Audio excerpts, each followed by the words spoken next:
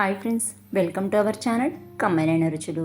నేను ఇవాళ కేవలం ఫ్రైడ్ రైస్, బిర్యానీ, పలావుల్లోకి మాత్రమే పరిమితం చేసే బీన్స్తో మంచి టేస్టీ అయిన కర్రీ రెసిపీని చూపించబోతున్నాను. ఈ కర్రీ వైట్ రైస్లోకే కాకుండా రోటీ, పుల్కా, చపాతీల్లోకి కూడా పర్ఫెక్ట్గా సూట్ అవుతుంది. దీన్ని ఉత్తది తినగానే చాలా టేస్టీగా ఉంటుంది. ఇక లేట్ చేయకుండా ప్రాసెస్ చూసేసుకుందాం. ఈ రెసిపీ కోసం బీన్స్ని ముందుగా శుభ్రంగా కడిగి అంగుళమంత సైజులో ముక్కలుగా కట్ చేసుకొని పెట్టుకోవాలి. ఇప్పుడు ఒక గిన్నెలోకి ఈ ముక్కలన్నిటిని వేసేసుకొని చిటికడంత పసుపు వేసి ఉడికించడానికి సరిపడా వాటర్ని కూడా పోసేసుకొని మీడియం ఫ్లేమ్ మీద ఒకసారి గెరిటితో మిక్స్ చేసేసుకున్నాక హాఫ్ వరకు కుక్ చేసుకోవాలి. ఇలా 50% మాత్రమే కుక్ అయిన బీన్స్లోకి ఒక గంట ముందుగా నానబెట్టుకున్న పచ్చిశనగపప్పుని వాటర్ అన్నీ తీసేసుకొని ఈ బీన్స్లోకి యాడ్ చేసుకోవాలి. దాంతోపాటు చిటికడంతా సాల్ట్ కూడా వేసేసుకున్నామంటే పచ్చిశనగపప్పు మరీ చిదిరిపోకుండా చక్కగా కుక్ అవుతాయి. మనం చేస్తుంది బీన్స్ తాలింపు కర్రీ కాబట్టి కర్రీ కాస్త పొడి పొడిగానే ఉండాలి. అలా పొడి పొడిలాడాలి అంటే పచ్చిశనగపప్పు సాఫ్ట్గా కుక్ అయిపోకూడదు అన్నమాట. కాబట్టి సాల్ట్ వేసుకొని ఒకసారి బాగా మిక్స్ చేసేసుకొని చక్కగా పచ్చిశనగపప్పు కాస్త వేలుతో ప్రెస్ చేసుకున్నప్పుడు బ్రేక్ అయితే సరిపోతుంది. అప్పుడు స్టవ్ ఆఫ్ చేసేసి దీంట్లో వాటర్ అన్ని తీసేసి చక్కగా స్ట్రైన్ చేసుకొని పూర్తిగా చల్లారనివ్వాలి. పచ్చిశనగపప్పు ఎన్ని తీసుకోవాలి అనేది మీ ఇష్టాన్ని బట్టి ఆధారపడి ఉంటుందండి.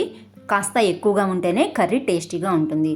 ఇప్పుడు కడాయిలో కాస్త ఆయిల్ వేసుకొని హీట్ అయినాక 1 టేబుల్ స్పూన్ పోపు దినుసులు వేసి పోపు చక్కగా ఎర్రగా వేగాక ఒక రెమ్మ కరివేపాకును కూడా వేసేసి కరివేపాకు కూడా చక్కగా ఫ్రై అయినాక ముందుగా స్ట్రైన్ చేసి పూర్తిగా చల్లారనించిన బీన్స్ పచ్చిశనగపప్పు మిశ్రమాన్ని కూడా వేసేసి లో ఫ్లేమ్లో మిక్స్ చేసేసుకుంటూ అడుగు పట్టనివ్వకుండా చక్కగా ఫ్రై చేసుకోవాలి.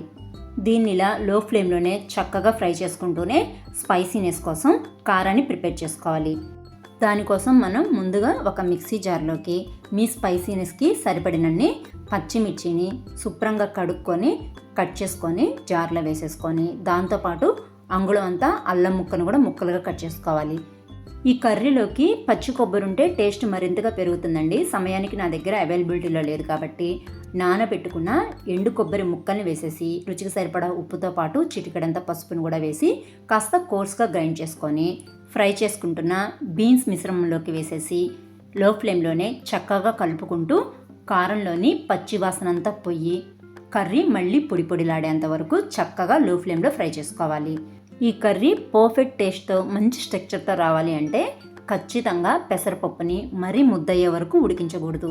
అలాగే సాల్ట్ వేసేటప్పుడు కూడా మనం ముందుగా బీన్స్లో ఉడికించుకునేటప్పుడు సాల్ట్ వేస్తాం కాబట్టి కారాన్ని ప్రిపేర్ చేసేటప్పుడు ఆ విషయం దృష్టిలో పెట్టుకొని సాల్ట్ కాస్త తక్కువగా యాడ్ చేసుకోవాలి.